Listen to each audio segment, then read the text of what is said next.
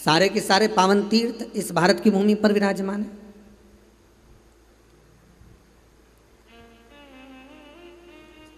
पुण्यमय नदियाँ, पुण्यमय तीर्थ, पुण्यमय तालाब, सरोवर जितने भी हैं ये सब इस भारत की भूमि पर हैं। एक बात पहले कथा में कही थी, आपको शायद याद होगा, जितने लोग आस्था पर कथा सुन रहे हैं आप लोगों के ध्यान में होगा कि पहले कहा था विदेश में अगर कोई मरता है तो उसको डेड बॉडी कहते हैं कि ये मर चुका है, ये डेड बॉडी। पर भारत की भूमि पर अगर किसी ने पाप भी करा है ना, भारत की भूमि पर अगर किसी ने गलत काम भी करा है, कोई चोर भी है, कोई वेश्यागामी भी है, कोई कामी भी है, कोई लोभी भी है, कोई तृष्णावान भी है, कोई अहंकारी भी है, कोई वासनावान भी है, भारत की भूमि पर अगर किसी ने कोई हत्या आदि करी भी दी है ना, कोई अगर जीव बेकार कर्म कर भी दिया है ना, तो भी भारत की भूमि पर अगर उसने प्राणों को त्यागा है तो उसके नाम के आगे लिखा जाता है स्वर्गवासी। बाकी के देश में लिखाता है क्या स्वर्गवासी? नहीं, बाकी के देश में कहीं पर लिखा नहीं होगा कि यह स्वर्गवासी है। पर भारत की भूमि पर कोई पाप भी कर दिया है, कोई बेकार कर्म भी कर दिया है, कोई गलत काम भी कर दिया है, तो भी लिखा होता है स्वर्गवासी। भले बेकार कर्म कर दिया, भले पाप कर्म कर दिया, भले कुछ गलत कर दिया, पर नाम तो स्वर्गवासी आ गया, वैकुंठवासी आ गया। क्यों? क्योंकि भारत की भूमि एक ऐसी भूमि है, इस भारत की धरा एक ऐसी धरा है जहाँ पवित्र पवित्र नदियाँ विराजमान है, जहाँ पवित्र पवित्र तीर्थ विराजमान है, जहाँ पवित्र पवित्र आनंद सुख विराजमान है, यहाँ नित्य प्रति भगवत नाम का स्मरण होता रहता है, जहाँ का एक एक कंकर शंकर है। ऐसी पावन पवित्र भूमि भारत माता की है, जहाँ पर जीव कैसा भी हो अगर प्राणों को त्यागता है तो उसके आगे डेड बॉडी नहीं लिखी होती, उसके आगे स्वर्गवासी लिखा होता है कि ये स्वर्गवासी है। मतलब भले इसने पाप करा तो भी ये स्वर्ग का निवास करने वाला है, ये स्वर्ग की ओर निवास कर रहा है, ये स्वर्ग में बसा हुआ है।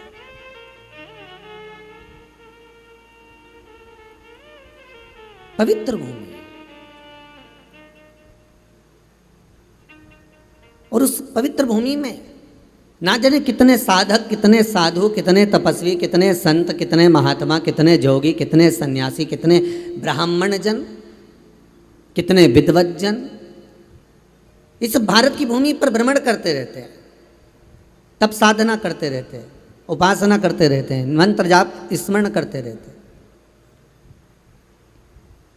और जब उनका मंत्र जाप का फल इस भूमि पर प्राप्त होता है तो यहाँ की जो रज है, यहाँ की जो धूल है, यहाँ की जो माटी है, वो सुख का अनुभव करा देती है, एक आनंद का अनुभव करा देती है।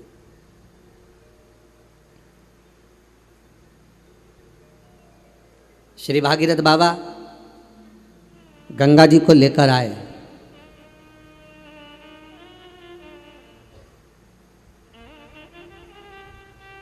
भागीरथ बाबा तो गंगा जी को लेकर आए 60,000 काकाओं के उद्धार के लिए, और वो गंगा भी बहती हुई गौमुख से लेकर चलते चलते चलते चलते वो गंगा भी कलकत्ता तक जब पहुंची है, गंगा सागर तक जब पहुंची है, तो उसके घाट पर, उसके तट पर, गंगा महारानी के किनारे पर जितने जितने भक्त, जितने साधु, जितने सन्यासी, जितने साधक, जितने उपासक, जितने जीव रह रहे हैं, ये गंगा उनका कल्याण कर रही है। और जो उसकी शरणागति में जा रहा है, गंगा उसका उद्धार कर रही है।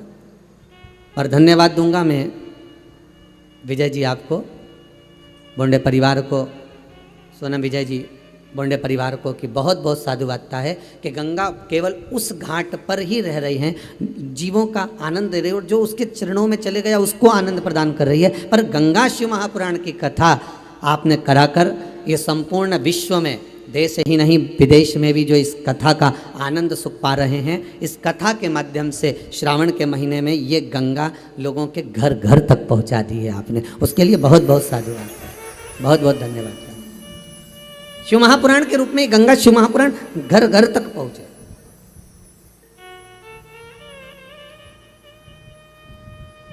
घर घर तक।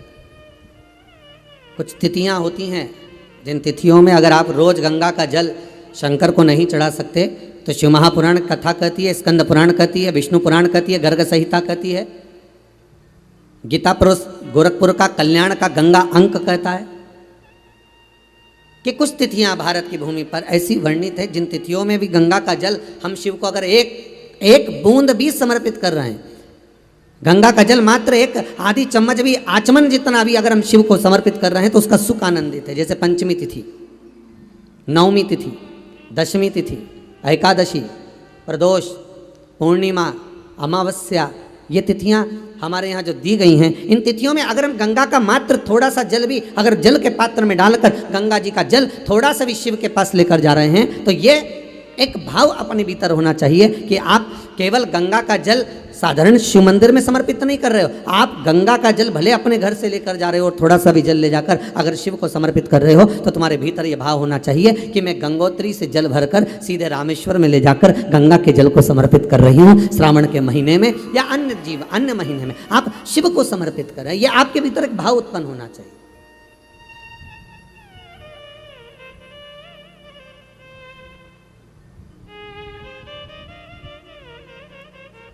एक बड़ा सुंदर संवाद है महाराज,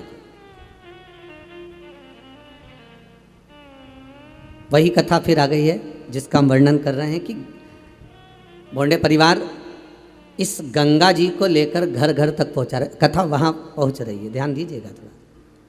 वहां गौमुख से निकली, गंगोत्री से निकली, चलते चलते चलते चलते वो गंगा सागर तक पहुंची है। हरिद्वार, ऋषिकेश, प्रयागराज सब जगह से निकलती हुई चली गई है, पर केवल वहीं तक नहीं, जन जन तक।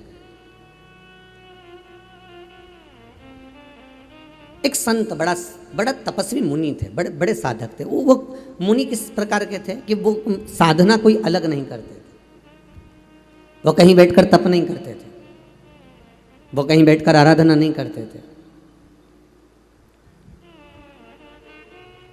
तो फिर गुरुदेव आप कह रहे हो कि मुनि है, तपस्वी है, साधक है, उपासक है, और आप एक तरफ से कह रहे हो कि ना तो वो तप कर रहा है, ना वो साधना कर रहा है, ना बैठकर कोई यज्ञ कर रहा है, ना कोई बैठकर अनुष्ठान कर रहा है, फिर मुनि साधक उपासक कैसे हो गया? फिर तो इतना कह सकते हैं कि केवल एक ब्राह्मण है जो पूजन आदि में लगा हुआ है? नहीं नहीं नहीं, शिव महापुराण की कथा कहती है कि वो एक मुनि, एक साधक है, ब्राह्मण कुल में जन्मा, पर बड़ा तपस्वी किस चीज का था? तो शिव पुराण कहती है उसको एक तप साधना थी कि वो कहीं अगर भगवान की कथा होती थी, कहीं अगर शिव महापुराण मिल जाए, कहीं भागवत पुराण मिल जाए, कहीं रामायण मिल जाए, कहीं गीता मिल जाए, कहीं भगवान का गुणानुवाद करना मिल जाए, या कोई संतों का सानिध्य या संतों का समागम अगर कहीं प्राप्त हो जाए, कहीं भगवत चर्चा प्राप्त हो जाए, तो उस जगह पर जाकर बैठ जाता था।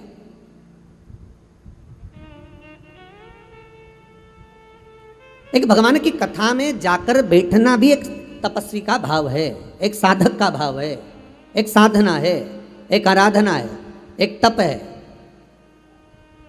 एक भगवान को प्राप्त करने का, भगवान को अपने भीतर उतारने का एक स्थान है।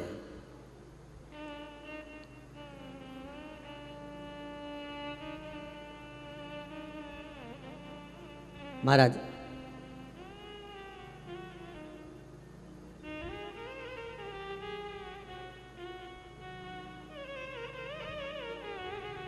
काशी में ढूंढा तुझे, उज्जैनी में पाया है, शिव पुराण के पन्नों में भोले बात का ठिकाना है। ढूंढो उसको। तो कोई कहे, कोई बोल रहा हो, कोई साधक कह रहा हो आपसे कि हम तप नहीं करते, हम साधना नहीं करते, हम उपासना नहीं करते, हम भगवान की भक्ति में केवल अगर हमारे को कुछ आता है तो हम शिव महापुराण की कथा श्रवण कर लेते, हम भागवत पुराण, हम रामायण, हम गीता, हम भगवान का गुणानुवाद कर लेते, बस केवल कथा में हमारी चित्त वृत्ति रमी हुई है। और आपका दिल, आपका हृदय, आपकी चित्त, आपकी वृत्ति, आपका मन अगर कथा में लगा हुआ है ना, तो समझ लेना आप मुनि हो, आप तपस्वी हो, आप साधक हो, आप उपासक हो। ये कई लोगों ने प्रश्न लिखकर भेजे हैं, बहुत सारे प्रश्न हैं और बहुत सारे संवाद भी हैं महाराज। इसमें कई लोगों ने लिखा है कि हम पहले कथा नहीं सुनते थे, किसी ने लिखा है कि हम पहले शिव मंदिर नहीं जाते थे, फिर किसी ने लिखा है कि हम भगवान का भजन करना नहीं जानते थे, हम शंकर पर जल कैसे चढ़ाएं हम वो नहीं जानते थे। पर हमको सीख मिल गई, हमको कुछ सीखने को प्राप्त हो गया, हमको कुछ मिला है।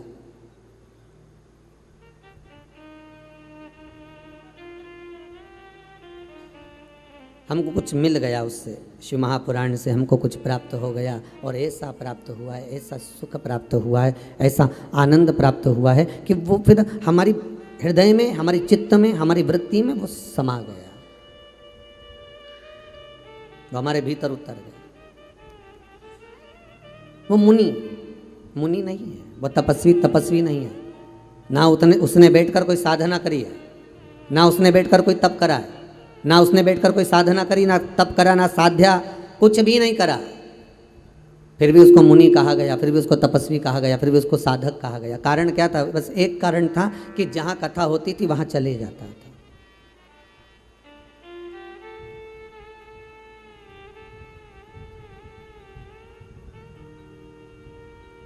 जहाँ पर मिल गई शिव पुराण, जहाँ पर मिल गया भगवान का भजन, बस वहाँ बैठ जाता था। और एक नहीं, आप सब भी जितने आस्था चैनल के माध्यम से कथा श्रवण कर रहे हो ना, जितना फेसबुक यूट्यूब पर आप लोग कथा को सुन रहे हो, आपको साधुवाद दूंगा, आप भी किसी तपस्वी से कम नहीं हो, आप भी किसी साधक से कम नहीं हो, आप भी किसी उपासक से कम नहीं हो।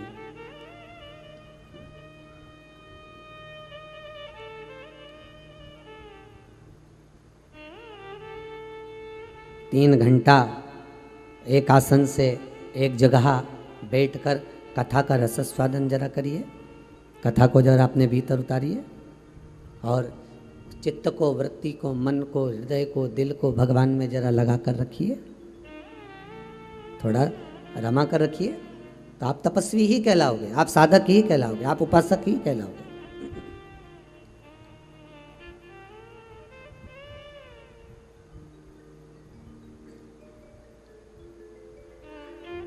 आपकी उपासना हो गई। वो ब्राह्मण केवल मुनि का जो वेश रखता है और भगवत की चर्चा में, भगवान के स्मरण में डूबा रहता। 4 संत निकल कर जा रहे थे, बड़े जटाजूट बंधे हुए थे, बड़ी माला कंठी पहने हुए थे, बहुत माला धारण करे, चंदन लगाया हुआ है, खूब सावधान, बहुत साधु सन्यासी का वेश धरे हुए। और ये व्यक्ति कहीं से शिव महापुराण की कथा, कहीं से भगवान की चर्चा कर कर आ रहा था। और इसके पास में वो जो जाने वाले व्यक्ति थे, उन्होंने 4 संतों ने आकर पूछ लिया, भैया ओ भैया, तुम मुनि के वेश में लग रहे हो, तुम तपस्वी के वेश में लग रहे हो, वस्त्र भी तुम तपस्वी ऐसा धारण कर कर रखे हो, पर एक मन में एक प्रश्न है, हम यहाँ से हरिद्वार जाना है, आप हमको रास्ता बता दोगे क्या हरिद्वार जाने का? उसने पूछा काहे के लिए जाना है? अरे गंगा का स्नान करने जाना है हमको। अच्छा, गंगा स्नान के लिए जा रहे हो? हाँ चले जाओ, यहाँ हमको देखो, हम जानते तो नहीं हैं, तो आप इस गांव के नहीं हो क्या? हम गांव के ही हैं। कितने साल हो गए गांव में रहते रहते? लगभग हमको हो गए 50 साल 100 साल। हमारे दादा वगैरह भी यहीं रहते थे, पर हम जब पैदा हुए हमारी उम्र हमारी 50 साल की हो गई, हम कितने साल से रह रहे हैं। अच्छा ठीक है, तो तुम्हें ये नहीं मालूम कि हरिद्वार का रास्ता कौन सा है? गंगा किधर है आपको मालूम नहीं है क्या? उसने हाथ जोड़कर कहा, भैया देखो बात इतनी सी है कि मैं गंगा माता को नमन करता हूँ, मैं गंगा के चरणों को पावन समझता हूँ, मैं गंगा के चरणारविंद का स्मरण करता हूँ, मैं गंगा जी को अपने मस्तक पर चढ़ाता हूँ, पर सबसे बड़ी बात केवल इतनी सी है कि मैं आज तक गंगा को नहाने के लिए नहीं गया। कितने दूर है यहाँ से? पूछा। बस मैंने सुना है यहाँ से 42 किलोमीटर की दूरी पर गंगा जी है। 42 किलोमीटर दूरी पर, और तुम कभी नहाने नहीं गए? नहीं, मेरा जाना नहीं हुआ। तो गंगा का रास्ता तो देखा होगा? पता नहीं, पर तो लोग कहते हैं इधर से जाते हैं, लोग कह रहे हैं इधर से जाते हैं। अब मैंने देखा तो है नहीं, मैंने जानता तो नहीं। अच्छा, ठीक। संतों को आ गया क्रोध। चारों संतों ने मिलकर एक साथ कहा, कैसा मूर्ख है, कितना पागल व्यक्ति है। 42 किलोमीटर दूर गंगा जी विराज रही है, 42 किलोमीटर दूर गंगा विराजमान है, और 42 किलोमीटर दूर ये आज तक गंगा नहाने नहीं गया, तो इसके बराबर पापी कौन होगा? आज तक जो गंगा के घाट पर नहीं पहुंचा, आज तक जो गंगा जी के नजदीक तक नहीं पहुंचा, तो इसके बराबर पापी और कौन होगा? चारों ने कह दिया, तेरे जैसे पापी का हमने कहाँ मुख देख लिया, कहाँ हमने मुंह देखा है, तेरे जैसे पापी का कहाँ हमने मुख देख लिया, कहाँ मुख देखा। चारों हर गंगे हर गंगे हर गंगे कहते कहते गंगा जी के घाट पर हरिद्वार के उधर जाने लगे, गंगा को ढूंढने के लिए, गंगा को पाने के लिए जा रहे हैं। चारों जब चले हरिद्वार पहुंच गए, किसी से पूछा यहाँ हरिद्वार है? हाँ ये हरिद्वार है, पर यहाँ गंगा जी तो दिख नहीं रही है, गंगा तो नहीं दिख रही है, गंगा कहाँ है?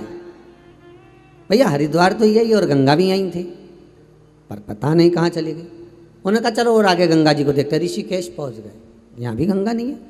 ढूंढते ढूंढते और आगे बढ़े,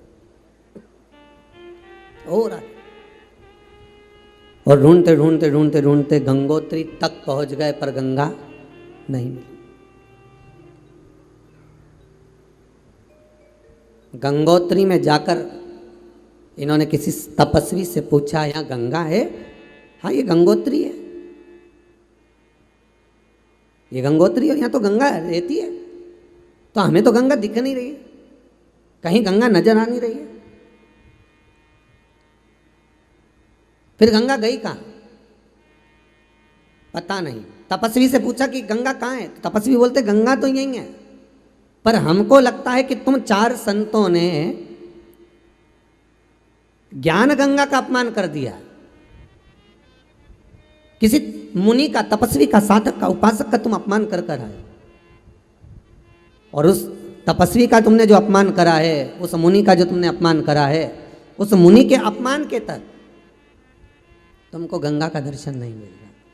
बहुत ध्यान देना महाराज, ये शिव ज्ञान गंगा है और वो अविरल बहने वाली विष्णुपदी भागीरथी एक गंगा वो है, एक ये ज्ञान गंगा है और एक भागीरथी विष्णुपदी एक वो गंगा है।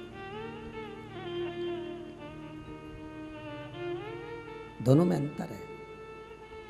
कभी आपके भीतर ये गम नहीं होना चाहिए, कभी आपके भीतर ये भाव नहीं उत्पन्न होना चाहिए कि मैं गंगा नहीं गया। अगर जो शिव महापुराण की कथा में रमे हुए हैं ना, जो शंकर की कथा को रोज प्रतिदिन श्रवण कर रहे हैं, भगवान की भक्ति को जो धारण कर रहे हैं, भगवान की कथा को जो नित्य श्रवण कर रहे हैं, उनके भीतर ये भाव जागृत होना चाहिए कि गंगा मेरे से दूर नहीं, गंगा मेरे करीब में है।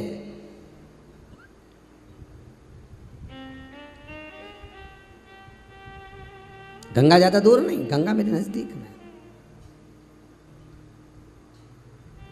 अब क्या करा जाए? तो कहा उस मुनि के पास जाओ। चारों संत मुनि को ढूंढते ढूंढते पहुंचे, वो कथा में बैठा हुआ था, कहीं शिव महापुराण, कहीं सत्संग, कहीं भजन, कहीं कीर्तन, कहीं स्मरण, कहीं नाम जाप, कहीं मंत्र जाप में डूबा हुआ था। गया, चारों मुनियों ने, संतों ने उसके चरण पकड़ लिए, हमसे गलती हो गई, हमने तुम्हें अपमान कर दिया, हमने तुम्हारा अपमान कर दिया, हमसे गलती हो गई। गुरु शिव महापुराण में एक बात कही थी, आप कितनी भी गलती कर रहे हो, आप क्या शब्दों का संबोधन कर रहे हो, आप क्या बोल रहे हो, ये मतलब नहीं है। सबसे मूल ये है कि आप अगर कोई गलती को कर दिए हो तो सबसे पहला संबोधन आपके मुख से निकलना चाहिए क्षमा, सॉरी।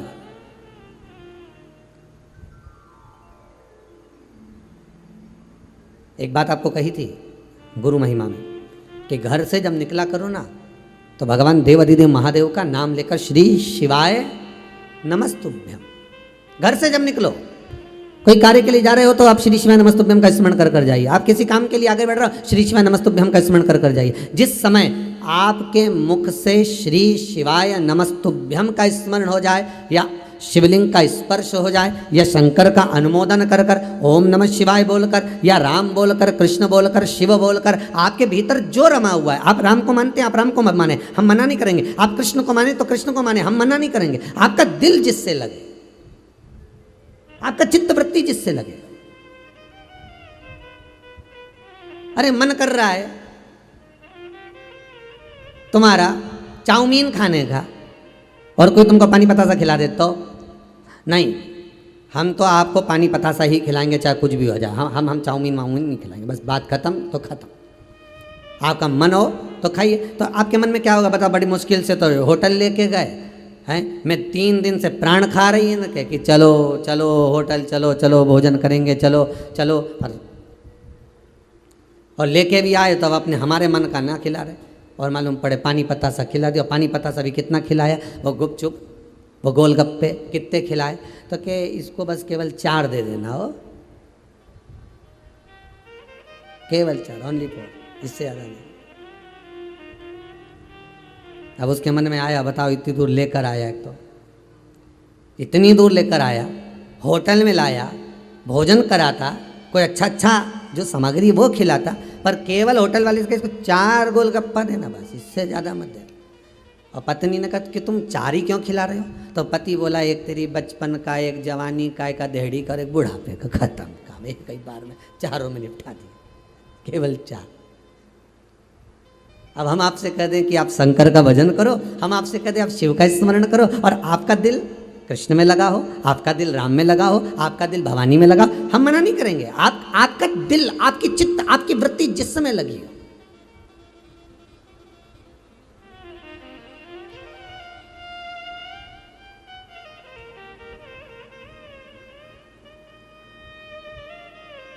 आपका मन जहां रम जाए। हम कई बार कहते हैं दुनिया के लोग निर्जीव चीज से प्रेम करते हैं और जीवित चीज से प्रेम नहीं कर पाते। निर्जीव चीज से कितना प्रेम करते हैं ये दुनिया के लोगों को मालूम है। जितने लोग आस्था पर कथा सुन रहे हो, जितने कथा को श्रवण कर रहे हो, जितने मोबाइल पर सुन रहे हो, फेसबुक यूट्यूब पर सुन रहे हो, आप भी निर्जीव चीज से ज्यादा प्रेम करोगे, जीवित चीज से नहीं।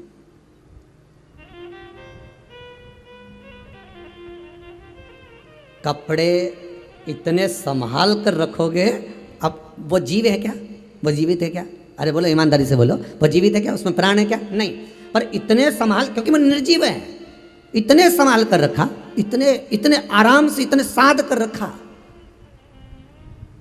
वो नकली सी ज्वेलरी, उसको भी रुई से ढककर, रुई में फंसाकर, ऐसा डब्बा में, प्लास्टिक के बढ़िया बॉक्स में, वो भी तो निर्जीव है। अब ये भी जाने दो, अच्छा तुम तो घर में आ जाओ, और घर में जब पोछा लगाएगी तो ऐसा लगाएगी निर्जीव चीज। अब वो पत्थर बोलता है क्या? निर्जीव। निर्जीव चीज को तो तुमने संभाला, और जो जीवित था उसको संभाल सके क्या? बहू अपने कमरे का पोछा इतने शान से लगवाती है, अच्छे से निकालना, अच्छे से लगाना, उधर से निकाल कचरा, सब पलंग के नीचे से निकाल, इधर पीछे से निकाल, हाँ इधर कंप्यूटर थोड़ा साइड कर दे, वहाँ से पोछा लगाती हुआ अच्छे से लगाती है ना, ओ मेरा कमरा है बिल्कुल साफ दिखना चाहिए, क्लीन दिखना चाहिए। इतनी निर्जीव चीज को संभाल कर रख रही है, और सास से 2 शब्द बोल दिए जो जीवित थी। अब ईमानदारी से बोलो, शिव महापुराण की कथा कहती है निर्जीव चीज तुम्हारे मरने के बाद दूसरे की हो जाएगी, और जीवित जिसका तुम अपमान कर रहे हो, जिससे तुम मीठे बोल नहीं बोल सक रहे, जिससे तुम प्रेम के शब्द नहीं बोल सक रहे, अगर इससे प्रेम के संबोधन कर लेती, इससे मीठा बोल लेती, इससे तुम अच्छे स्नेह से बात कर लेते, और ये जीवित चीज आज नहीं तो कल, कल नहीं तो परसों, परसों नहीं तो तुम्हारे प्राण छूटने के बाद तुम्हारे ही संस्कार तुम्हारे बच्चों में आएंगे। अगर तुम प्रेम से रिझाते होते तो बच्चे भी वैसे ही उत्पन्न होते चले जाते, क्योंकि जीवित से प्रेम नहीं करा, तुमने निर्जीव से प्रेम करा।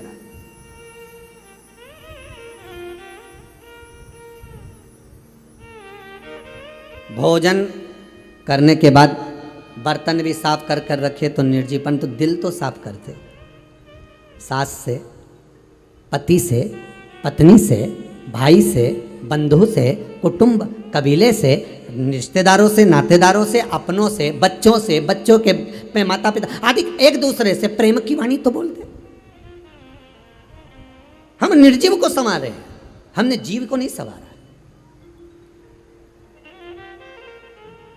हम निर्जीव को संवारने का प्रयास करते रहे, पर हम जीव को नहीं संवार पाए।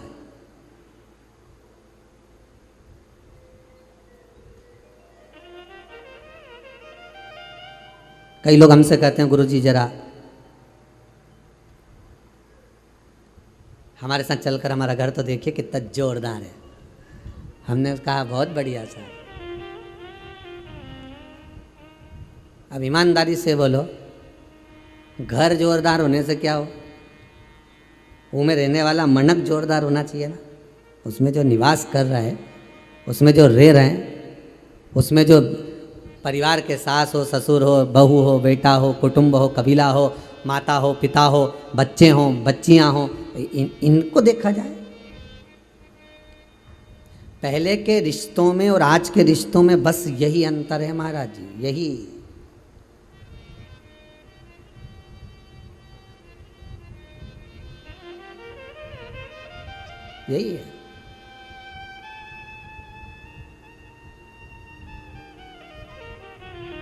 पहले के अगर रिश्ता कैसा होता है, संबंध कैसा होना चाहिए, रिश्ता कैसा होना चाहिए, सीखना है तो ताले और चाबी से सीखो।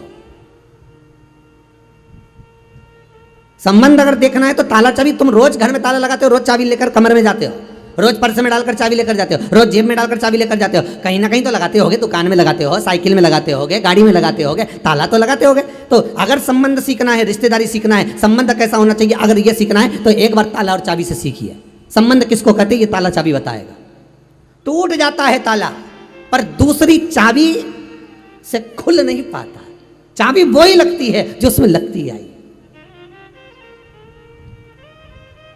और अगर चाबी लगाना, चाबी घूम गई, दूसरी लगाना तो उसको बनवाना पड़ेगा, वैसी की वैसी, तुम दूसरी लगाते जाओ, खुलेगा नहीं। संबंध ऐसा होना चाहिए कि किसी के कहने पर, भड़काने पर, शब्दों के संबोधन पर, आड़ा टेढ़ा बोलने पर, गलत सीख देने पर वो कितनी चाबी लगाए पर ताला नहीं खुलना चाहिए। चाबी वही लगे जो श्रेष्ठ हो, चाबी वही लगे। कोई कितना ही अपशब्द बोले, कितना ही ताना दे, कितनी गालियां दे, कितना ही आड़ा टेढ़ा बोले, हमें नहीं समझ।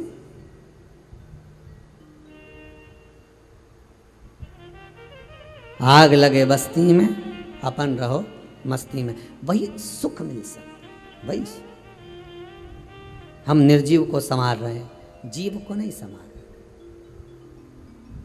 हम निर्जीव को। बस गंगा की कथा यही कह रही है, शिव महापुराण की कथा यही कह रही है कि जीते जी तो कभी गंगा नहाने गया नहीं, और मरने के बाद वह लोटा में भर लिया। तो पूछा, ये लोटे में भर के कहाँ जा रहे हो? तो कि गंगा जी ले जा रहे। अच्छा गंगा जी? हाँ। तो क्या ये जिंदा थी जब गई थी क्या? कि नहीं, हमारी अम्मा तो कहीं नहीं गई। ओ ठीक है। ये मरा, जो मर गया, ये कभी गंगा जी गया था क्या? नहीं, ये दादाजी भी नहीं गए, कभी पिताजी भी नहीं गए। तो फिर तो क्या उनकी अंतिम इच्छा थी? अच्छा, उनकी इच्छा ये थी कि भगवान ऐसी कृपा कर दे कि मेरी औलाद मुझे एक बार हरिद्वार नहा के लिया, एक बार गंगा जी नहा के लिया। और इनने क्या कहते हैं, उनकी अंतिम इच्छा थी कि गंगा जी जाना है। तो अंतिम इच्छा मतलब पूरी करो, एक बार जीते जी लेकर तो जाते। फिर वही वाली बात आ गई, एक बार ट्रेन से जा रहे थे हम कहीं, और कोई गंगा जी जा रहे थे हरिद्वार इलाहाबाद, तो वो बैठे, उन्होंने इतनी बड़ी लाल कलर की झोली ऊपर टांग दी, उसमें सीट पे रख दी ट्रेन की। अब हमारी बर्थ इधर की थी और उनकी बर्थ सामने की, अब उसने सीट पर रख दी। अब वो सीट खाली थी, खाली सीट पर कोई बच्चा को बिठा दिया। जैसे ही बच्चे को बिठाया तो वो जो नीचे बैठा था उसको गुस्सा आ गया, हमारी अम्मा बैठी है, उतरो नीचे। अब अम्मा तो कोई दिख नहीं रही थी कि अम्मा कहाँ बैठी, उतरो नीचे, हमारी अम्मा बैठी। अब वो झगड़े, सबसे झगड़े, हमारी अम्मा बैठी नीचे उतरो, अम्मा बैठी नीचे उतरो। अब सबको नीचे उतारे। तो थोड़ी देर बाद किसी ने पूछ लिया, तुम्हारी अम्मा तो कोई दिख नहीं रही, और कह रहे अम्मा बैठी कर रहे, कब से कर रहे, 2-4 घंटे से, किसी को बैठने नहीं दे रहा, सीट खाली है, तुम्हें दिख नहीं रहा हमारी अम्मा बैठी है? तो अम्मा कहाँ है? वो झोली में है, जो इतना बड़ा लाल कपड़ा है ना, उसमें हमारी अम्मा भरी हुई है। अच्छा, कहाँ गई? तो फिर ये क्या है? अम्मा की अस्थियाँ हैं। हमें कहा था किसी ने इनकी एक रिजर्वेशन सीट बुक कराना, इनको पूछते हुए लेके जाना, तो उनको चाय भी पिला रहे हैं, एक पत्तल अलग से भोजन की भी लगाई, अम्मा चलो, अम्मा जी कर लो, अम्मा पानी पी लो, इतने प्रेम से लेके गया और गंगा जी में ले जाकर पूजन वूजन करके खवा दिया। अब ईमानदारी से बोला, जितने प्रेम से तू हड्डियाँ लेकर गया था, जितने प्रेम से तू अस्थियाँ लेकर गया था, इतने ही प्रेम से अम्मा जब जिंदा थी और दिल से कह देता, अम्मा चल, सावन का महीना है, तेरे को कुबेरेश्वर धाम ले चलो, अम्मा चल मैं तुझे महाकाल ले चलूं, अम्मा चल मैं तुझे विश्वनाथ ले चलूं, अम्मा चल मैं तुझे हरिद्वार, मैं तुझे ऋषिकेश ले चलूं, मैं तुझे प्रयागराज ले चलूं, चल अम्मा, मरने के बाद लोग लेकर जाते हैं अस्थियों को, मैं तुझे जीते जी लेकर चलता हूं। तब अम्मा का जो दिल प्रसन्न होता, और चाय पिलाता ट्रेन में, बच्चों को जैसे कुरकुरा खिलाए, टाइम टाइम पे बिस्कुट भी मम्मी पर्स में से हेड़ के देती जाए, ऐसे सास को टाइम टाइम पे सब कुछ खिलाती हुई लेके जा, तो सास भी के मेरी बहू जैसी दुनिया में बहू नहीं होगी। क्या पूछ रही है साहब, कितना सम्मान करके ले जा रही, कितना आदर करके ले जा रही। और मालूम पड़े अकेली केवल पर्स खोला ने, उसमें से वो टॉफी निकाल के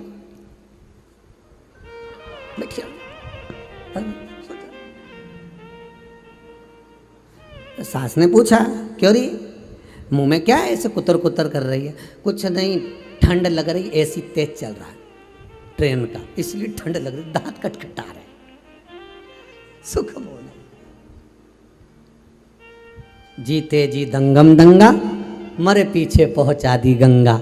शिव महापुराण कहती है ऐसे गंगा जाने से कोई लाभ नहीं है।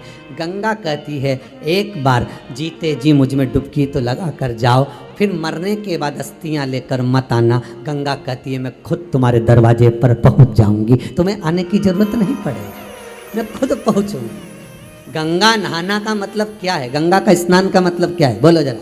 जितने लोग आस्था पर कथा सुन रहे हैं, जितने लोग मोबाइल पर यूट्यूब फेसबुक पर कथा सुन रहे हो, गंगा शिव महापुराण की कथा सुन रहे हो, गंगा नहाने का मतलब क्या है, गंगा स्नान का मतलब क्या है?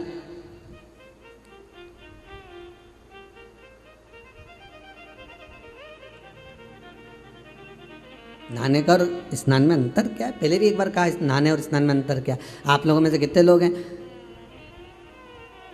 जो स्नान कर कर आए? जितने लोग टीवी पर कथा सुन रहे हो, आप लोगों ने आज स्नान करा कि नहीं करा? और जितने लोग जहाँ जहाँ मोबाइल पर कथा सुन रहे हो, दिल से बोलना, आप लोगों में से किसी ने स्नान करा कि नहीं करा? तो आप लोग मुंडी हिला कर रखोगे हमने तो स्नान करा साहब है। पर स्नान और नहाने में अंतर है रे बाबू, स्नान और नहाने में अंतर है। नहाना किसको कहा गया? वॉशरूम में गए, शैम्पू लगाया, साबुन लगाया, डब्बा भर पानी डाल लिया, इसको कहते हैं नहाना। ये तो आप लोगों ने करा होगा। इसको स्नान नहीं कह सकते, शिव महापुराण में इसको स्नान नहीं कहा गया, इसको स्नान का संबोधन नहीं कहा गया, इसको तो कहते हैं नहाना। बाथरूम में गए, स्नान इसको नहीं कहेंगे कि आपने डब्बा भर के पानी डाल लिया, आपने वो साबुन लगा लिया, आपने थोड़ा सा सर्फ लगाया, आपने जो शैम्पू लगाया, इसको इसको इसको स्नान नहीं कर सकते, इसको नहाना कहते हैं। ब्राह्मण जब पूजन कराने बैठता है, ब्राह्मण जब कर्मकांड करने बैठता है, ब्राह्मण जब जजमान को सामने बिठाता है तो कहता है स्नान कर कर आइए। ब्राह्मण ने ये नहीं बोला कि नहा कर आइए, ब्राह्मण संबोधन कहेगा कि स्नान कर कर आइए, नहा कर नहीं, स्नान कर कर। नहाना सरल है, स्नान करना कठिन है। स्नान किसको कहा गया? शिव महापुराण की कथा कहती है स्नान किसको कहते हैं? 3.5 करोड़ रोम छिद्र ये मनुष्य के शरीर पर हैं। ये जितने रोम हैं मनुष्य के शरीर पर, ये 3.5 करोड़ हैं। शिव महापुराण की कथा कहती है एक दिन में जिसके मुख से 3.5 करोड़ बार भगवान का नाम निकल जाता है, समझ लेना उसका स्नान हो जाता है, उसका स्नान हो गया। अब आप में से कितने लोग हैं जो स्नान करके आए? ईमानदारी से बोलो। 3.5 करोड़ बार जिसने भगवान का नाम लिया, 3.5 करोड़ बार जो भगवान का नाम का उच्चारण करे, 3.5 करोड़ बार जिसके मुख से भगवान का नाम निकल गया हो, तो उसका स्नान हो गया। तो फिर क्यों कहा गया स्नान और नहाने में अंतर? तो क्यों कहते हैं संत, क्यों कहते हैं साधु, क्यों कहते हैं तपस्वी, साधक, उपासक, कथाकार? बार बार आपसे क्यों कहते हैं कि जहां कथा हो रही हो, चाहे टीवी पर चल रही हो, चाहे मोबाइल पर चल रही हो, चाहे कुबेरेश्वर धाम में चल रही हो, कथा जहां हो रही हो, कथा जहां सुनने को मिल रही हो, वहां थोड़ी देर बैठकर कथा का रसस्वादन करिए, वहां बैठकर कथा सुनिए। क्यों कहा जाता है? उसका कहने का कारण केवल इतना सा है कि जब आप कथा सुनने के लिए बैठते हो, 3.5 करोड़ रोम छिद्र इस मनुष्य के शरीर में है, रोमावली इस मनुष्य के शरीर में है। जब व्यक्ति कथा सुनने के लिए बैठता है और ब्राह्मण जन, साधु जन, तपस्वी जन, साधक, उपासक जब कथा कहते हैं, उनके मुख से जो शब्द बहते हैं, उनके मुख से जो शब्द निकलते हैं, कथा का रसस्वादन जो निकलता है, ये 3.5 करोड़ रोम छिद्रों में समाता है और व्यक्ति का स्नान अपने आप हो जाता है। उसको जपने की भी जरूरत नहीं पड़ती, मात्र उसने सुना, उसमें उसका कल्याण हो। नहाना और स्नान अंतर है। कर्मकांडी ब्राह्मण, कभी विद्वान ब्राह्मण, कभी साधु जन, आचार्य जन, शास्त्री जन, कभी विद्वत जन, जितने ब्राह्मण इस भारत की भूमि पर आपको मिलेंगे, जब बाहर मिलेंगे, जो भी कहेंगे तो एक ही बात कहेंगे, जाकर स्नान कर आइए, पूजन पे बैठ जाइए, जाओ स्नान कर आओ, अभिषेक पे बैठिए। नहाने का नहीं बोलेंगे, स्नान का बोलेंगे। स्नान का मतलब है कि जाओ थोड़ी देर भगवान का भजन गाओ, भक्ति को अपने भीतर उतारो। जब भक्ति भीतर उतर जाएगी तो पूजन करने जब बैठोगे तो आप रूप सुख का अनुभव, सुख का आनंद प्राप्त हो जाएगा अपने आप।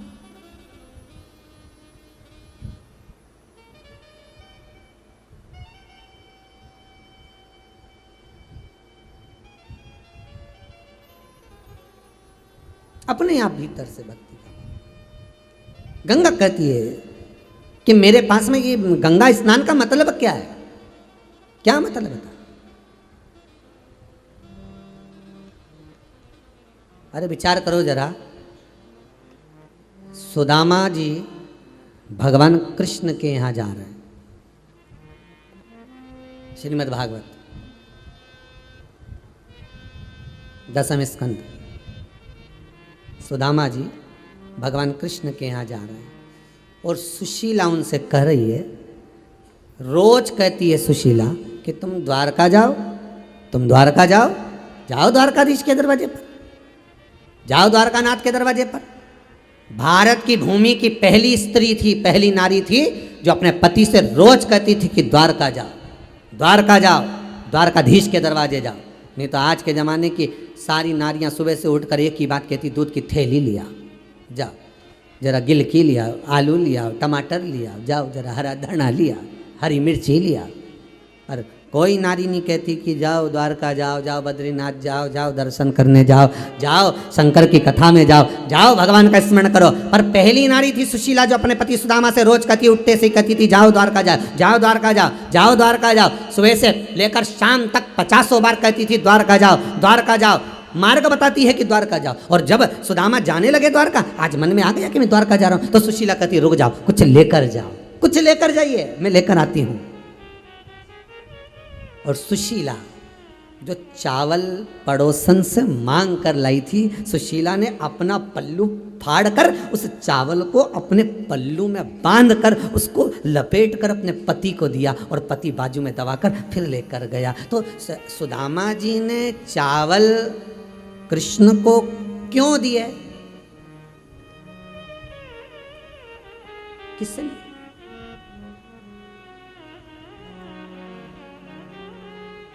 और वो दे भी रही है तो काय में दे रही है, पल्लू में फाड़कर।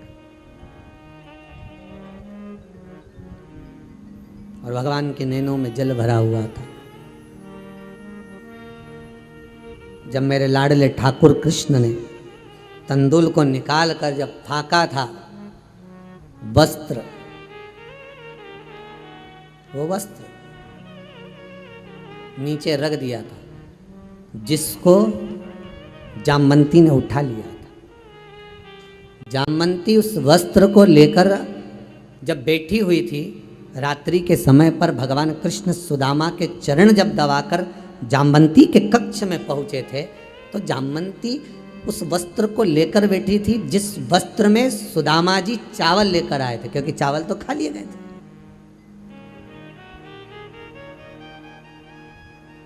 वो केवल वस्त्र बचा हुआ था। जामवंती उसको लेकर बैठी थी, तो द्वारकानाथ ने पूछ लिया, हे जामवंती, ये वस्त्र, ये तो सुदामा जी वाला वस्त्र है। हाँ, लेकर क्यों बैठी हो, किस लिए बैठी हो? जामवंती कहती है, मुझे लगता है ये वस्त्र नहीं है।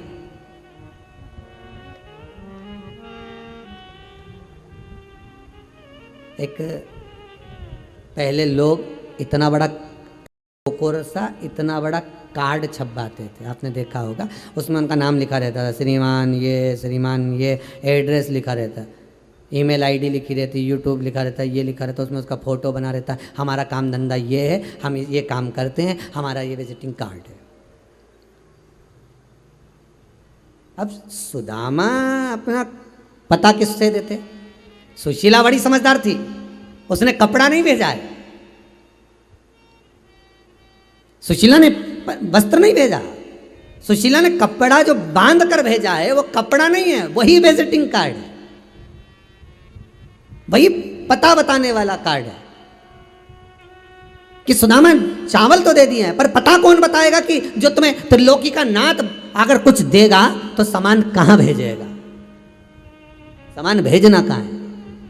इसलिए वो वस्त्र जामवंती ने उठा लिया था और वो जामवंती उस वस्त्र को देखकर द्वारकाधीश से कहती है, ये वस्त्र आप रखिए, आपको मालूम पड़ेगा कि जो आप 3 मुष्टिक पाए हो उस 3 मुष्टिक का भाग भेजना कहाँ है, ये आपको मालूम पड़ेगा। स्थान बताया, एड्रेस बताया। कोई आपसे पूछ ले कि गंगा नहाने का, गंगा स्नान का मतलब क्या है, तो गंगा स्नान का एक ही मतलब है, शिव महापुराण में बहुत सुंदर मतलब बताया है कि गंगा नहाने का मतलब क्या है। हम गंगा नहाने क्यों जा रहे हैं, हम गंगा का स्नान करने के लिए क्यों जा रहे हैं। जीते जी गंगा नहाने का शास्त्र प्रमाण क्यों देता है कि गंगा जाओ तो जीते जी नहाओ, मरने के बाद अस्थियां बाद में भेजते रहना।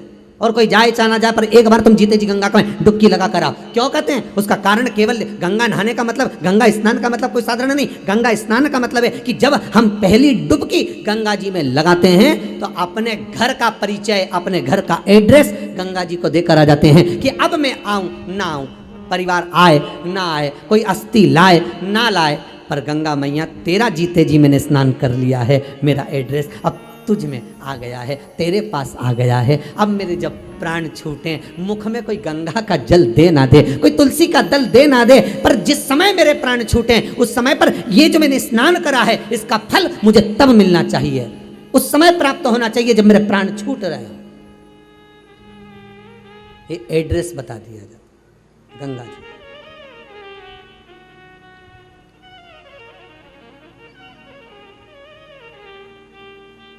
ये एड्रेस है कि आपको यहाँ आना है, आपको यहाँ पहुँचना है। महाराज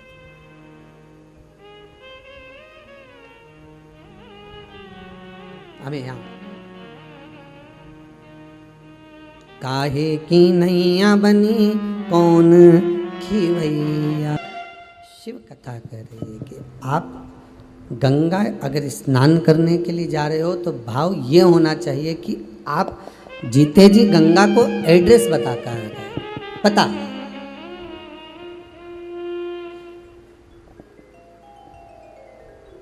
आपने एड्रेस बता दिया, आपने पता बता दिया।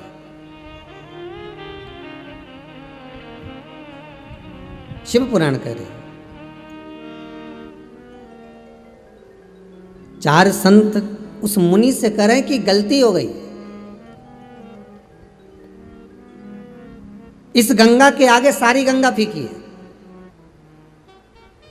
जहां भगवत चर्चा चल रही हो, जहां भगवत भजन चल रहा हो, जहां स्मरण चल रहा हो, जहां शिव महापुराण, भागवत, रामायण, गीता, आप जिस संवाद में डूबे हुए वो उसके आगे सब फीका है,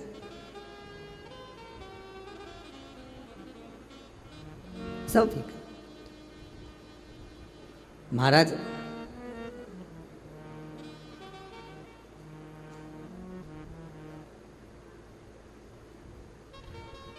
गंगोत्री में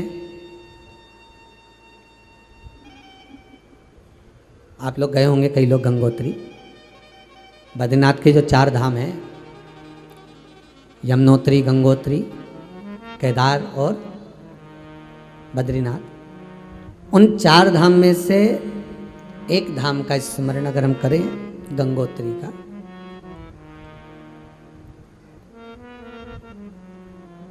वहां बैठकर भागीरथ जी महाराज ने तप साधना करी। शिव महापुराण कथा कहती है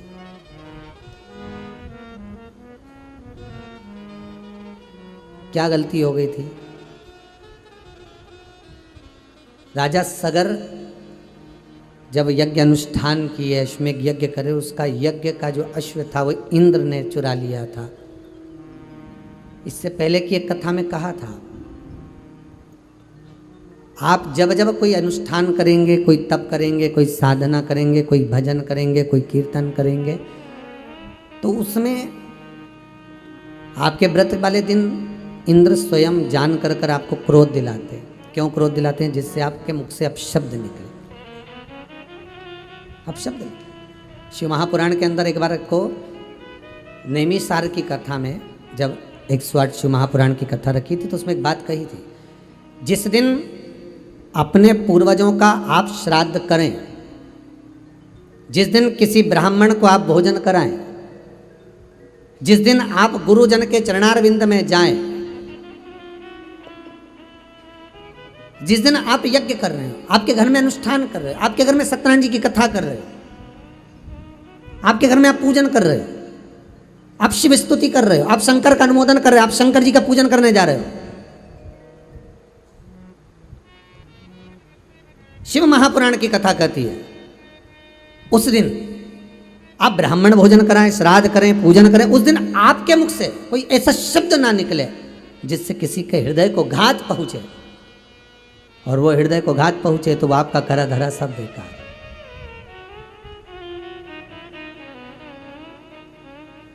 पहले भी काज फिर कहते हैं, आप मंदिर में अगरबत्ती लगाएं ना लगाएं, आप मंदिर में दिया जलाएं ना जलाएं, आप मंदिर में चंदन लगाएं ना लगाएं, आप भगवान को जल चढ़ाएं ना चढ़ाएं, आप भगवान को पुष्प चढ़ाएं ना चढ़ाएं, पर इतना बात जरूर याद रखना कि आप इन सब चीज से बढ़कर है कि किसी का दिल ना दुखाएं।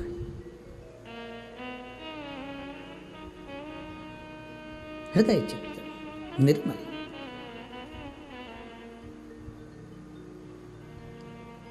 ये चित्तवृत्ति निर्मल हो, फिर जो सुख मिलेगा, वो आनंद जो मिलेगा वो अलग ही रहेगा, अलग।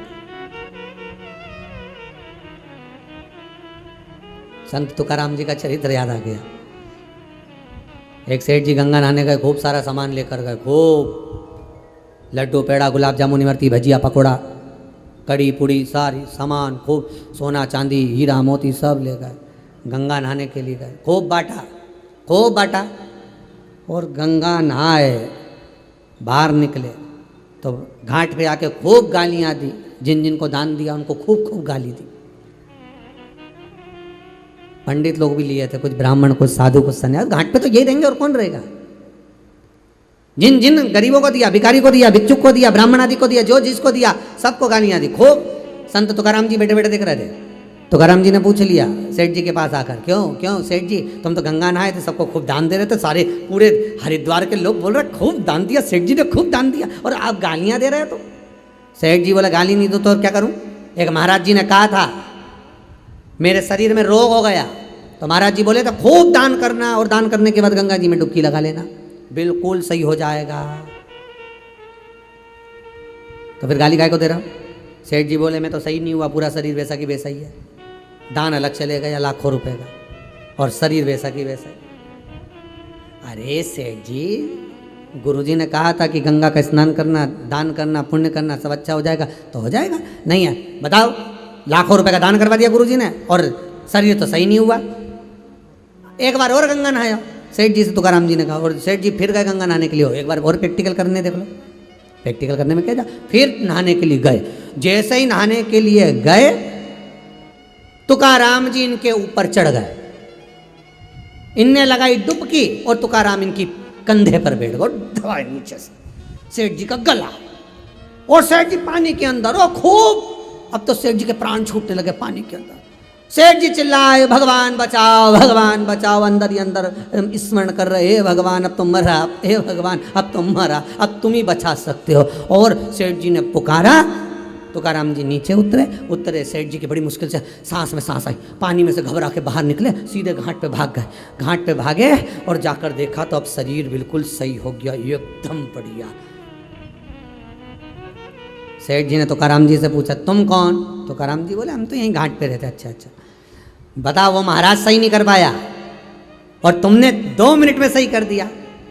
तुकाराम जी बोले मैंने सही नहीं करा, सही उसी महाराज ने करा था। बात इतनी सी थी, महाराज जी ने कहा था दान करने के बाद गंगा में स्नान करना, दिल से करना, प्रार्थना कर कर करना, विनय से करना और हृदय और विश्वास से करना। जब विश्वास से गंगा नहाओगे तो शरीर ठीक हो जाएगा। महाराज ने इतना कहा था, पर तूने दान भी करा, सब कुछ करा, पर तूने जो गंगा स्नान करा ना वो विश्वास से नहीं करा। तू नहाया जरूर, महाराज जी ने कहा तो नहा लो, पर तेरे अंदर को भाव जागृत नहीं होता वो विश्वास। पर जिस समय तू गंगा में नहाने दूसरी बार गया और मैंने तेरा गला दबाया और तुझे घबराहट हुई तो तुझे लगा अब तो मर ही जाऊंगा, तब तूने भगवान को पुकारा। जैसे हाथी का पांव मगर ने पकड़ा था, हाथी रोज भगवान को पुकारता था क्या? नहीं, पर जब पांव को पकड़ा और पुकारा तब भगवान सामने आए। जब हम जाकर दिल से पुकारेंगे तब तो देवाधिदेव महादेव हमारे सामने प्रकट होगा कि भगवान आओ, बहुत दुखी हूँ, हृदय से कहती हूँ बहुत तकलीफ है मुझे, बहुत दुख है मुझे।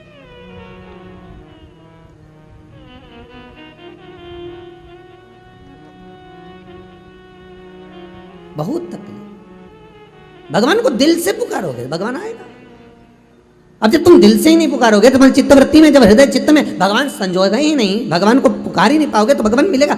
अरे फिर कहूंगा, श्रावण के महीने में आप पूरे मोहल्ले में, नगर में, कॉलोनी में, सोसाइटी में, जहां चाहो वहां देखना लोग चंदन लगाए मिलेंगे। लोग खूब शंकर जी की आराधना, रुद्राक्ष की माला, ये वो, और खूब बाबा के भस्म लगा के भगवान को रिझाने का प्रयास करेंगे। पर भगवान जानता है कि ये बरसाती मेंढक है। भगवान को मालूम है ये केवल बरसात में आएगा, चंदन वंदन लगाएगा, को नोटंकी करेगा, नाटक करेगा, हर हर महादेव और बम करना, और दंडवत करना, और लोटा भर भर के स्नान कराना, सहस्त्र धारा का अभिषेक कराना, और हजारों बेलपत्र समर्पित कर देना, ने भांग का प्रसाद बढ़ो, ने खिचड़ी का प्रसाद बढ़ो, ये करेगा नाटक। शंकर जी के सब मालूम है, इसलिए तो शंकर जी आंख बंद करके बैठा है। पार्वती जी तो कई बार बोलती है इतना बड़ा भगत आया तुमने आंख नहीं खोली। भगवान बोले फालतू की बात मत कर, चुपचाप बैठी रहे। आपने नहीं बोलना है कि बीच में, बिल्कुल नहीं बोलना, ये क्या कर रहा है इसको करने दे, आपने नहीं बोलना। नवरात्रि आए, मैं तो नंगे पैर व्रत रखूंगी, मैं तो लौंग नहीं खाऊं, मैं तो पानी नहीं पीऊं, मैं तो ये नहीं करूं। तो भगवान बोले तू कुछ मत कर, भजन तो कर। ने नाटक इतना बड़ा करा, भजन के टाइम में बस 2 टाइम आरती कर दी, जय अम्बे गौरी, जय श्यामा गौरी, 2 टाइम आरती करे और दिन भर फरियाल चरे। भगवान भी सोचे काई मत। इसीलिए तो आपको बार बार कहते हैं दिन भर चरो, एकादशी करो। सावन के महीने में हम नहीं बोलेंगे तुमसे कि तुम व्रत करो, हम तो ये कहेंगे खूब प्रेम से खाओ पर भगवान का गुण गाओ। एक पक्षी जब जब दाना उठाता है तब तब भगवान को नमन करता है, शीश झुका झुका के कि धन्यवाद तूने मुझे खाने को दिया। और हम तो ऐसी छाती ठोक के खाए नहीं, एक बार राम नहीं किया कि धन्यवाद तूने खाने को दिया। आज मुझे चावल मिला कि रोटी मिली कि पूड़ी मिली, अच्छा मैंने जोरदार कपड़ा पहना, तेरी कृपा। आज मैं खूब आनंद से कथा सुन रहा हूँ, ये तेरी कृपा। हम भगवान को धन्यवाद कब देंगे? हम दें उसको धन्यवाद। तेरा ही दिया मैंने खाया पिया है, तेरा शुक्रिया है, तेरा शुक्रिया, ये तेरी कृपा है, ये तेरी। आज भोंडे परिवार अगर कथा करा रहा है तो भोंडे परिवार को ये नहीं भावना चाहिए कि हम कथा, नहीं नहीं आप नहीं करा रहे हो, ये तो पूर्वजों की पुण्य की गुल्लक भराई है। कहीं भोंडे परिवार के ये पुण्य की गुल्लक भराई है, कहीं के दादा परदादा जो भले शांत हो गए, पिता आदि कहीं शिव के उपासक होंगे, कहीं शंकर के करुणा हुई होगी, कहीं पुण्य की गुल्लक भराई होगी, तब जाकर ये बेटे और बहू, ये सोनम जी और विजय जी, इन लोगों ने आज ये शिव महापुराण की कथा को अपने माता के साथ में संजोया है। ये कृपा शिव कर।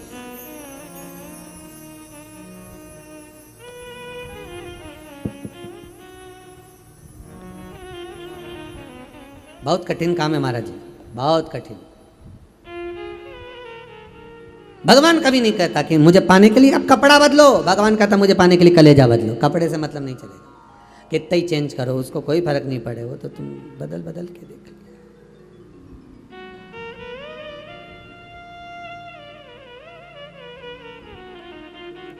एक लड़की को देखने जाएं लड़के वाले तो कहते हैं साहब साड़ी पे, अभी आपने सूट पे दिखा दिया, अब साड़ी पे दिखा दे, तो कपड़ा बदलने से गई हो।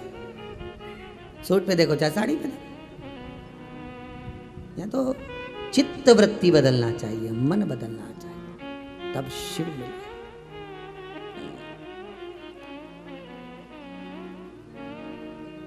भागीरथ बाबा ने तब गंगोत्री में बैठकर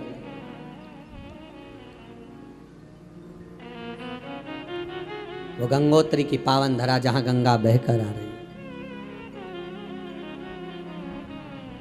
किसके लिए करा? किसके लिए? केवल अगर करा है तो जो इंद्र अश्व चुरा कर ले गया था अश्वमेघ यज्ञ का, और वो अश्व कहाँ था? इंद्र ने ले जाकर दूर छोड़ दिया, वो कपिल मुनि के आश्रम में चर रहा था। सगर के पुत्रों ने देखा, और राजा सगर के पुत्रों ने देखकर कहा कि बताओ ये संत ही ऋषि है, अश्वमेघ यज्ञ का जिसने अश्व चुरा लिया, ये ऋषि है।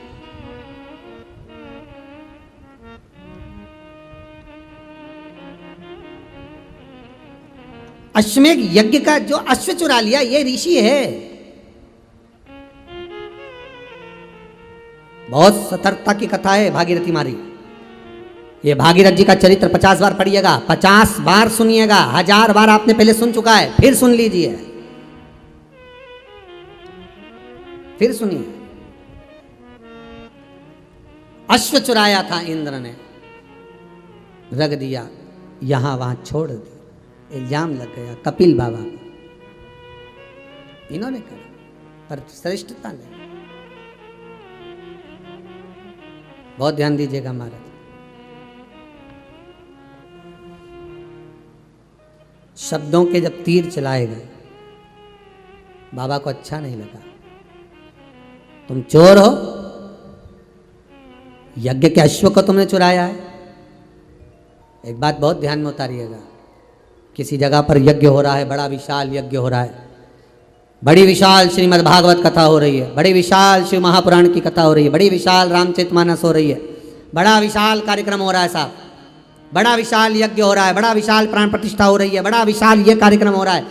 धर्म का कार्य अगर कहीं पर हो रहा है तो आप भी धर्म से जुड़ना,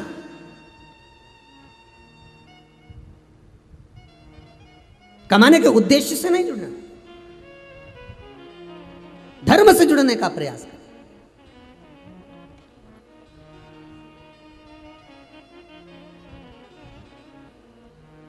और जहां धर्म के साथ कमाने का उद्देश्य आ गया, आपके भीतर ये प्रसंग उत्पन्न हो गया कि हाँ मैं अगर ये यज्ञ कराता हूं, मैं ये हवन कराऊंगा और उसमें इतना सारा इकट्ठा कर कर मैं बाद में अपने लिए प्रयोग कर लूं, तो वो दुख का कारण।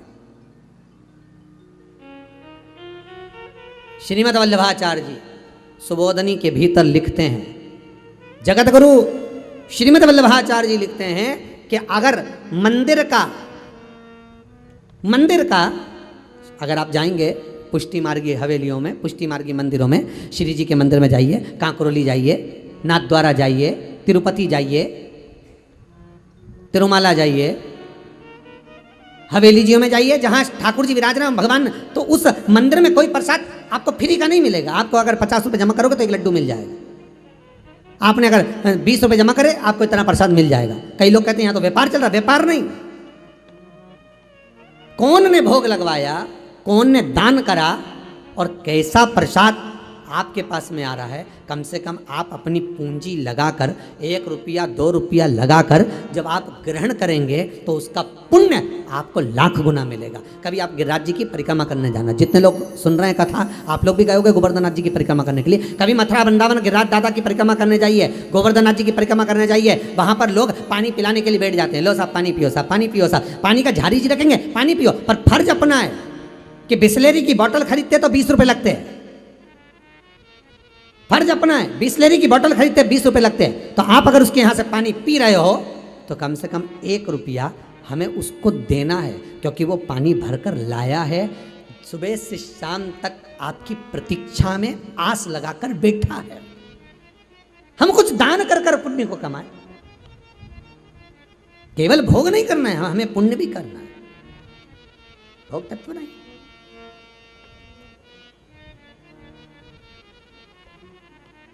कभी पुण्यता का भाग, कभी पुण्यता। उमापति राखो मेरी लाज,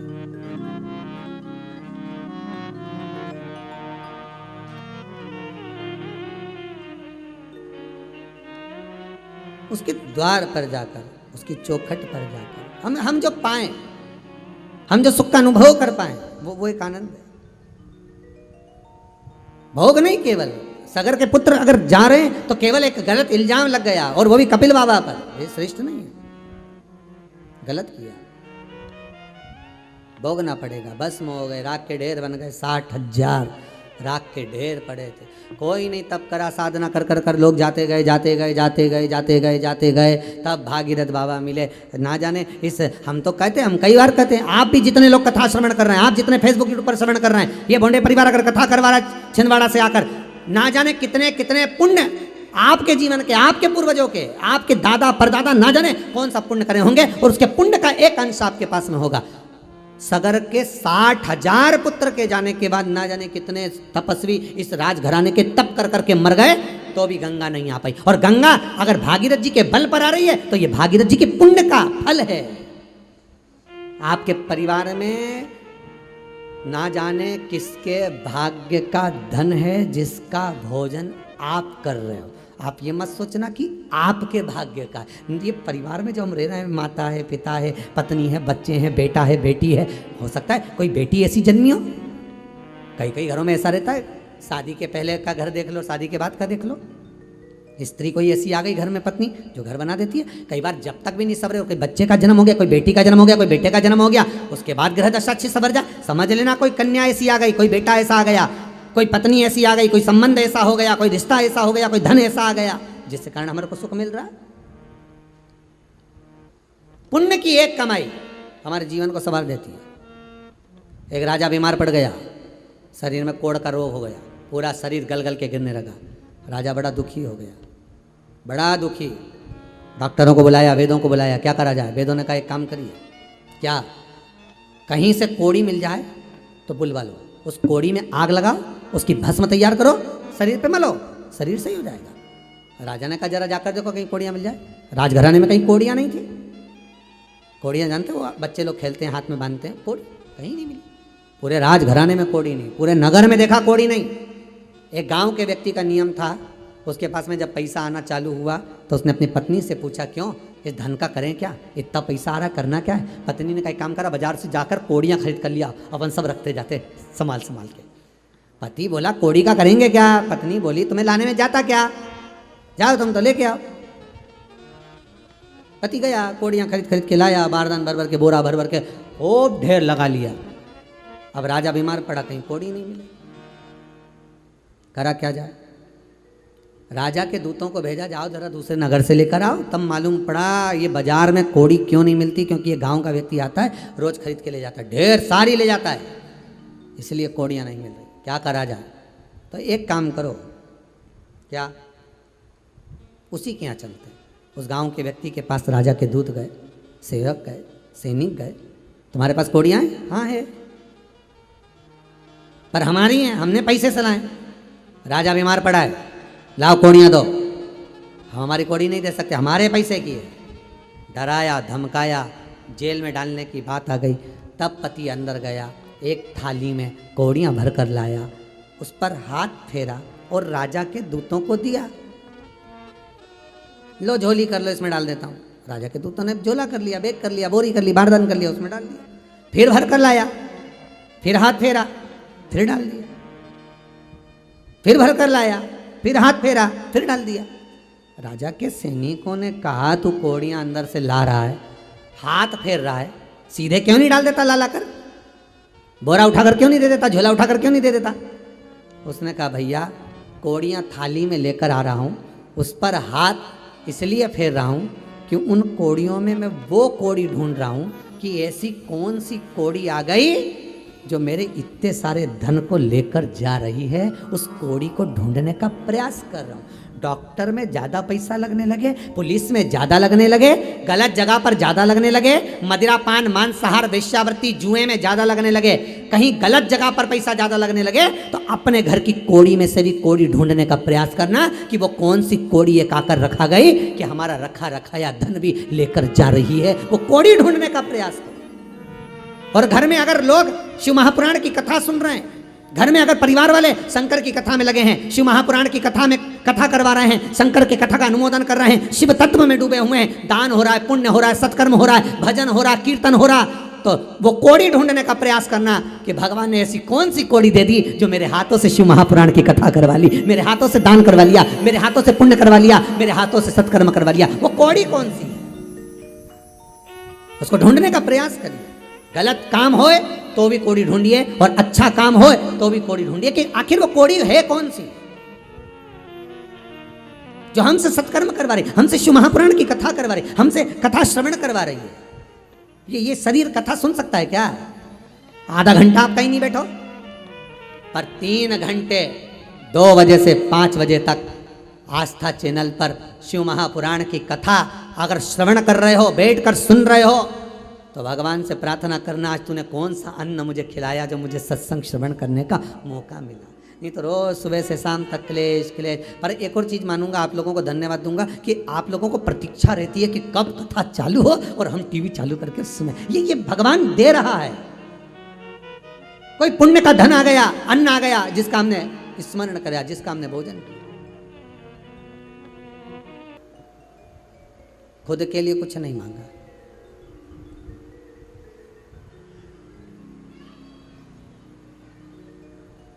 शिव कथा, शिव महापुराण की कथा, ये दुख का हरण करने वाली।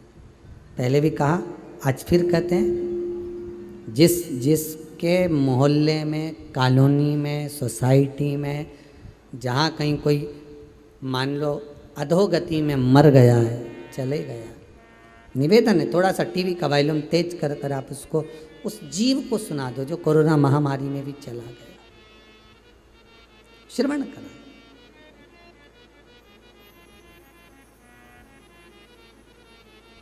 साधना में ये जरूरी नहीं है कि आप माला पकड़ कर बैठे। साधना में ये जरूरी है कि मन को साध लें।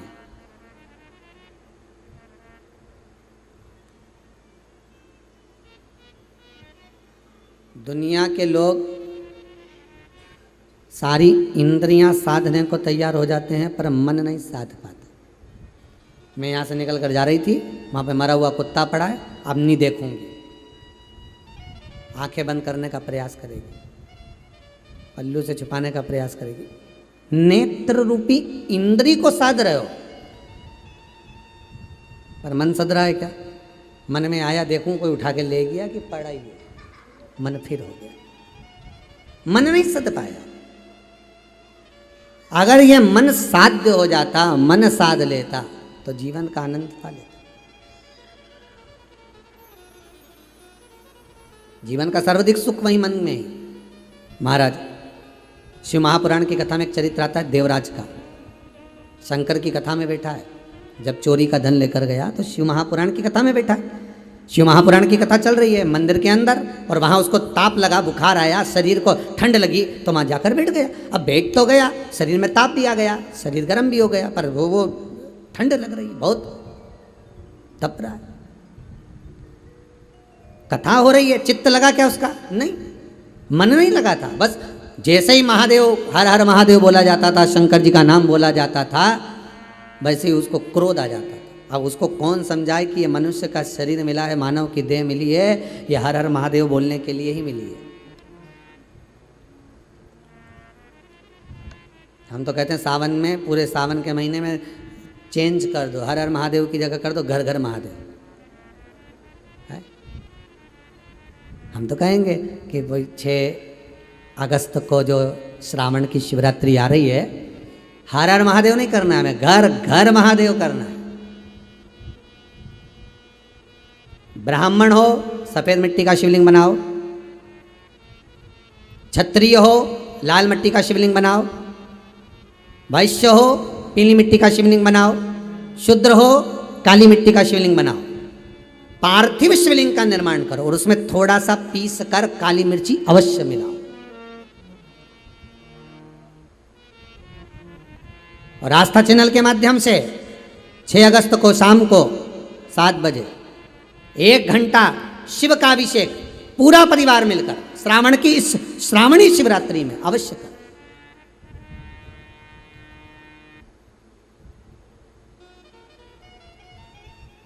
कई लोग कह रहे थे गुरुजी, पहले आपके यहाँ से वो फेसबुक यूट्यूब पर डलता था कि सावन के ये वाले सोमवार पे ये चढ़ाना, सावन के वो सोमवार पर ये चढ़ाना। अब की बार आपकी लिस्ट नहीं आई, तो निवेदन करेंगे अब की बार जो सावन आया है, इस सावन में सबकी श्रेष्ठता है, पर उसमें जो सर्वश्रेष्ठ है वो शिवरात्रि श्रेष्ठ है श्रावण की। इसलिए उसी दिन सामग्री की लिस्ट, अभी कथा जब चालू होती है उसके प्रथम में और उसके बाद में आप टीवी चैनल के माध्यम से वो लिस्ट आपको बता दी जाती है कि ये सामान चढ़ना है। आप कथा जब पूरी सुनोगे, कथा जब विराम होगी, तो कथा विराम होने के बाद एक छोटा सा क्लिपिंग चलती है कि उसमें 6 तारीख वाले कार्यक्रम में क्या क्या चीज़ चढ़ना है, काली मिर्ची चढ़ना है, कितनी चढ़ना है, गेहूं के दाने चढ़ना है, कमल गट्टा चढ़ना है, तिल्ली चढ़ना है, काली तिल, तो वो सब चीज़ आपको बताई जा रही है टीवी चैनल के माध्यम से। कथा शुरू होती है जब भी लिखवाते हैं, और कथा समापन होती है तब भी एक क्लिपिंग आस्था चैनल के माध्यम से चलाई जाती है कि आप ये सामग्री उस दिन रखें और साथ में अभिषेक पूजन करें, शिव का स्मरण। हर हर महादेव, घर घर महादेव, प्रत्येक घर के अंदर महादेव। अब कई लोग कहें महाराज जी सफेद मिट्टी ना मिले तो क्या करें? अबीर चढ़ा दो उस पर, शिवलिंग सफेद हो जाएगा। पीली मिट्टी नहीं मिले तो उसके लिए करें हल्दी मिला दो उसमें। लाल मिट्टी नहीं मिले तो क्या करें उसके लिए? उसमें लाल चंदन मिला दीजिए। पर उसमें थोड़ा सा काली मिर्च का भाव क्यों डाला जा रहा है?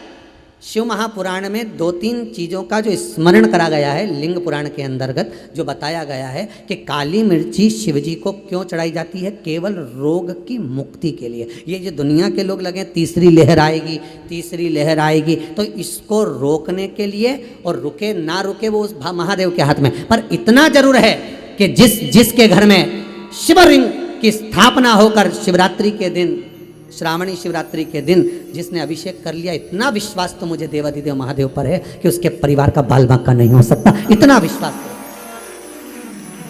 ये मेरा देवाधिदेव महादेव पर मुझे इतना विश्वास तो है कि उस घर का जिसने काली मिर्च चढ़ाई है, हाथ एक एक बच्चे का हाथ लगवा, भले वो 3 महीने का, 2 महीने का, 15 दिन का बच्चा क्यों ना, पर उसका भी हाथ लगना चाहिए और काली मिर्च चढ़ना चाहिए। शिवलिंग पर जो काली मिर्च लिखी है 21 चढ़ाने के लिए, उसमें उसका हाथ जरूर लगे, जिससे आपके घर में फिर वो रोग, वो बीमारी, वो तकलीफ ना दे, कोई जीव जाए ना। अभी ये दूसरी लहर में जितने जीव गए उसका बड़ा दुख है जी, बड़ी तकलीफ हृदय से। जवान की जवान लोग साहब 30-35 साल, 40 साल, कई बच्चे अनाथ हो गए, कई घर बेघर हो गए, बड़ी दुख है। अब ये ना हो। मेरा काल अधिपति से निवेदन, महाकाल राजा से निवेदन कि तू अब साध लेना। अब ये तीसरी लहर अब तू देख लेना। तो खुद त्रिगुणाकार, त्रिकालदर्शी, त्रिनेत्रधारी, त्रिशूलधारी, तो ये तीसरी लहर पे तू भारी, फिर क्या करेगी लहर? क्या कर सकती है? तू स्वयं भारी हो जा। त्रिगुणाकार, बेलपत्र, 3 पत्ती के नेत्र तेरे, 3 त्रिशूल, तो ये तीसरी लहर अब तुझे ही समर्पित। तू निपट, तू जा, देखा जाए। बड़ी मुश्किल से लोगों का व्यापार चालू होता है साहब, फिर मालूम पड़े लॉकडाउन पड़ जाए, फिर मालूम पड़े तकलीफ हो जाए। किसी से पूछो उसके हृदय से, ठेला चला कर 2 रोटी इतनी जिंदगी की खा रहा। मेरा देव अधिदेव महादेव, अब इस राष्ट्र का उत्थान तू कर सकता है, कोई दूसरा। सर्वे भवन्तु सुखिनः, जन जन का कल्याण तू कर सकता। करो अभिषेक। श्रावण के महीने की शिवरात्रि 6 अगस्त को छोड़ना नहीं है। और आपसे भी निवेदन है, जितने लोग कथा सुन रहे हैं फेसबुक, यूट्यूब पर, मोबाइल पर, अलग अलग सबको फोन लगाओ, अपनी तरफ से मैसेज डाल दो व्हाट्सएप पर कि 6 तारीख को आपको अभिषेक करना है। अभी से आप एक मैसेज बनाओ, भले उसमें आपका फोटो चिपकाओ, हमें मना नहीं, भले आपका फोटो चिपकाओ।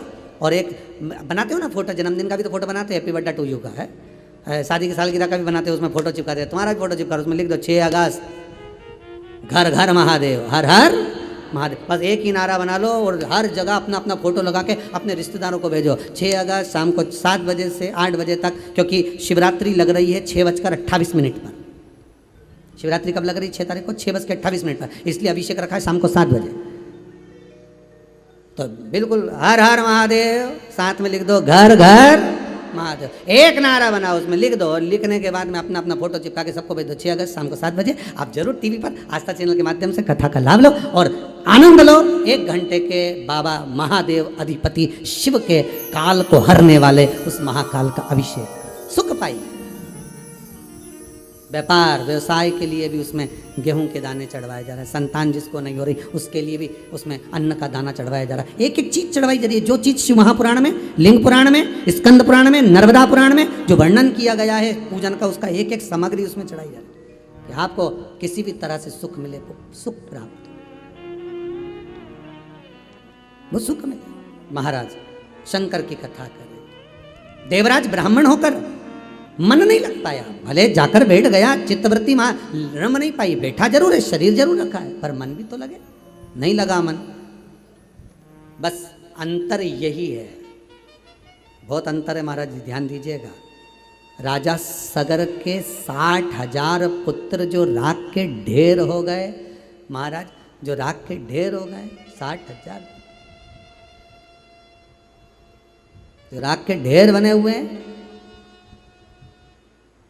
वो सगर के पुत्रों में ना जाने कितने कितने हुए महाराज, जिन्होंने दिलीप आदि कितने हुए जिन्होंने केवल साधना तप करा, भगवान को रिझाया, गंगा को पृथ्वी पर लाने का प्रयास करा, सब कुछ करा, पर गंगा आई थी क्या?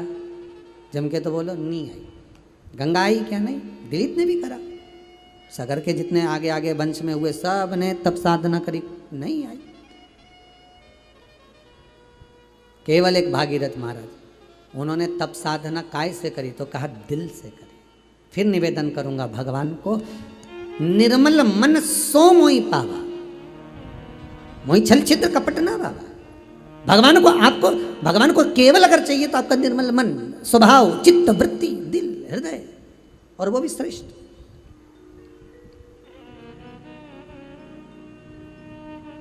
आप निर्मल मन से जो भगवान को भाव, आप कई लोग कुबेरेश्वर धाम आते हैं और 3 महीने में वापस आ जाते हैं। उसका कारण आप निर्मल मन से यहां से मांग कर जाते हो। चप्पल उतारी, बाबा से विनती करी, भले शिव नहीं यहाँ पर कंकर, कंकर में शंकर है कुबेरेश्वर भंडारी के, अभी शिवलिंग की प्राण प्रतिष्ठा नहीं हुई है, पर इसका एक एक कंकर शंकर है। यहाँ जो दिल से मांगता है उसको दिल से मिलता है, दिल से मिलता है। 3 महीने में वापस आ जाता है, हो जाता है। उसको दिल से रिझाओ, वो देगा। तेरे दरबार की बाबा निराली शान देखी है, तुझे देते नहीं देखा पर झोली भरी देखी है। उसकी कृपा ही कुछ ऐसी है, वो देता है बिना सोचे समझे देता है। देवराज का मन नहीं लग पाया, बाहर निकल गया, बाहर निकला, प्राण छूट गए। बेलपत्री की छांव पड़ गई थी वृक्ष की, जिसके कारण शंकर जी को लेने आना पड़ा। मात्र बेलपत्र के वृक्ष की छांव पड़ गई थी।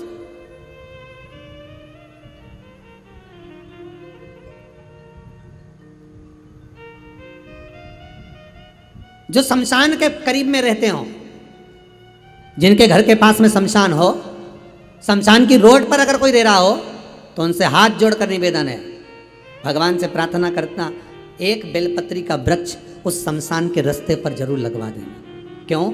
अगर कोई मुर्दे को लेकर भी जा रहे हैं और उस वृक्ष की छांव मात्र पड़ जाती है, तो वो जीव को पिंड दान की जरूरत नहीं पड़ती, वो जीव तर जाता है। फिर पिंड मिले ना मिले, तर्पण हुआ ना हुआ, तिलांजलि मिले ना मिले, ब्रह्म कपाली हुई ना हुई, केवल बेल वृक्ष की छांव मात्र पड़ गई तो जीव का कल्याण हो जाता है। मात्र बेल वृक्ष की छांव पड़ जाने पर उस जीव का कल्याण है।